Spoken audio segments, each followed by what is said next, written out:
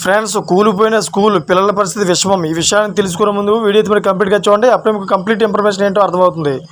అదేవిధంగా చాలామంది వీడియో చూస్తున్నారు కానీ సబ్స్క్రైబ్ చేసుకోవడం మాత్రం మర్చిపోతున్నారు. దయచేసి సబ్స్క్రైబ్ చేసుకోండి. సబ్స్క్రైబ్ చేసుకోవడం వల్ల నేను చేసే ప్రతి ఒక్క అప్డేట్ మీరు ముందుగానే పొందగలుగుతారు. అదేవిధంగా చాలామంది లైక్ చేయడం మర్చిపోతున్నారు. దయచేసి లైక్ చేయండి. లైక్ చేయడం వల్ల ఈ ఇన్ఫర్మేషన్ అనేది మనం చాలామందికి రీచ్ చేసే వాళ్ళు అవుతాం. ఇంక లేట్ చేయకుండా వీడియోకి వెళ్ళిపోతాం. ఫ్రెండ్స్, నెల్లూరు కేఎన్ఆర్ ప్రభుత్వ స్కూల్లో దారుణం జరిగింది. నూతనంగా నిర్మించిన సన్ సైడ్ కూలింది. ఒక్కసారిగా కూలి ఆడుకుంటున్న విద్యార్థులపై పడింది. దీంతో విద్యార్థి అక్కడికక్కడికే మృతి చెందారు. ఈ ఘటనతో స్కూల్లో విషాదం చోటు చేసుకుంది. ఈ విషయం తెలుసుకున్న మంత్రి నారా లోకేష్ ఘటనపై వెంటనే విచారణ చేపట్టాలని అధికారులను ఆదేశించారు.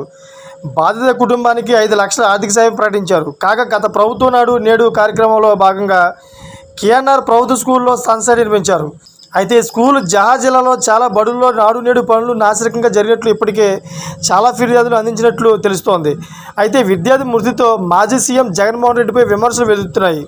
జగన్ అసమర్థత, అవినీతి వల్లే స్కూల్లో విద్యార్థి చనిపోయారని ఆరోపణలు చేస్తున్నారు. సైకో జగన్ నాడు నేడు పనులు విద్యార్థులను చంపేస్తున్నారంటూ సోషల్ మీడియాలో విమర్శలు చేస్తున్నారు.